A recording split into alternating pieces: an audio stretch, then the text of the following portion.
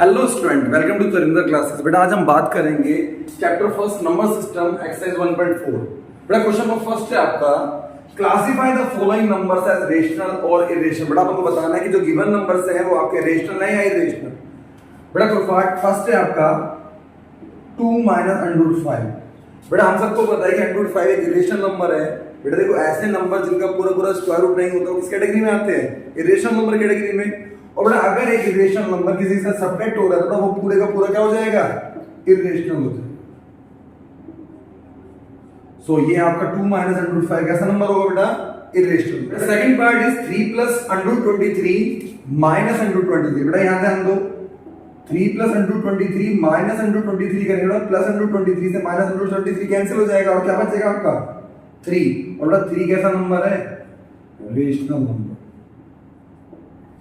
Part third is 2/7 upon में 7/7। बड़ा √7 से √7 कैंसिल हो जाएगा और ये आपका आएगा 2/7 which is a rational number. बड़ा फोर्थ पार्ट आता है आपका 1/√2। बड़ा देखो यहां पर ध्यान दो, बड़ा √2 एक इरेशनल नंबर। बड़ा अगर √2 एक इरेशनल नंबर किसी को डिवाइड करेगा बड़ा तो वो पूरा का पूरा नंबर क्या बन जाएगा? इरेशनल हो जाएगा। Now part fifth is 2π। बेटा as we know that पाई एक इरेशनल नंबर है और पाई को अगर मैं किसी से मल्टीप्लाई करूंगा तो वो भी क्या हो जाएगा? पूरा इरेशनल नंबर ही आएगा। तो 2π is also a irrational number. That is your question number first of exercise 1.4. Each of the following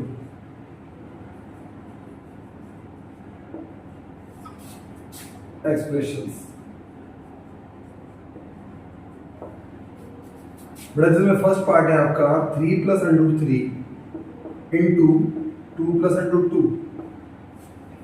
बेटा इसको कैसे सोल्व करोगे आप? बेटा इसमें आपको क्या करना है, इस ब्रैकेट की वैल्यू इसको इस ब्रैकेट की वैल्यू से मल्टीप्लाई करना है। तो बेटा यहां ध्यान दो, सबसे पहले आप क्या करोगे बेटा, पहले 3 का इन दोनों से मल्टीप्लाई होगा। 3 का 2 से मल्टीप्लाई करोगे 3 × 2 = 6। और बेटा 3 को √2 से मल्टीप्लाई करूंगा 3 × 2 आएगा। बेटा √3 का अपन दोनों से मल्टीप्लाई करेंगे, √3 का 2 से मल्टीप्लाई करने पर आएगा 2 √3 और √3 का √2 से मल्टीप्लाई करने पर बेटा आपका आएगा √6। और बेटा यही आपका आंसर है। बेटा हम इनको ऐड नहीं कर सकते बिकॉज ये √2 वाली टर्म है, ये √3 वाली टर्म है और ये √6 वाली टर्म है।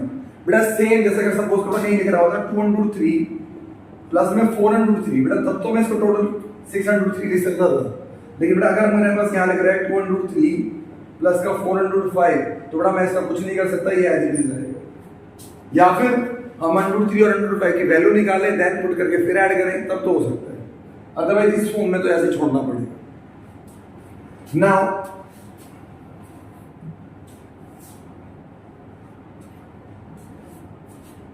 सेकंड पार्ट इज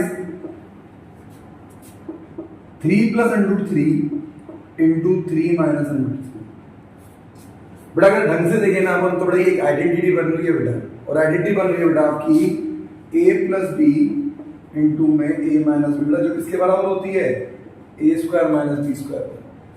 तो बेटा यहां पर ये ऐसा लिख रहे हैं, इसको हम ऐसा लिख पाएंगे दैट मींस 3 का स्क्वायर माइनस √3 का स्क्वायर।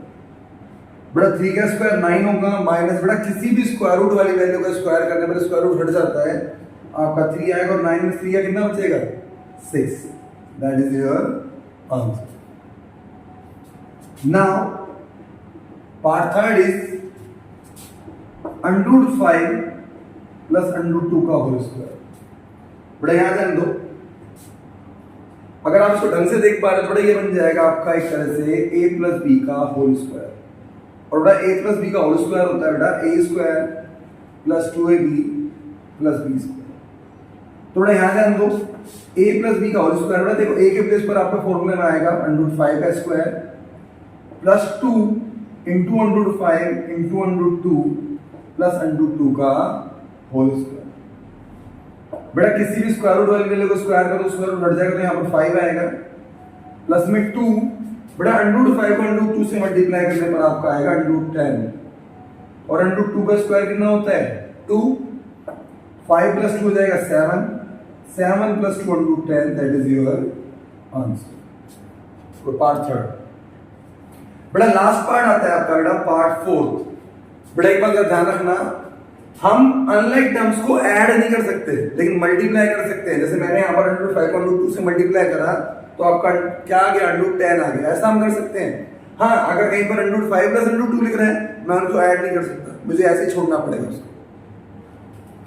पार्ट फोर्थ आता है बेटा आपका √5 - √2 इंटू √5 + √2। बेटा ये आपका हो गया। अगेन इसमें आइडेंटिटी लग रही है बेटा, यहां पर ये वाली, एक बार a + b और एक बार a - b। क्या होगा बेटा, किसके बराबर होगा, a² - b²। दैट मींस √5 का स्क्वायर -√2 का स्क्वायर।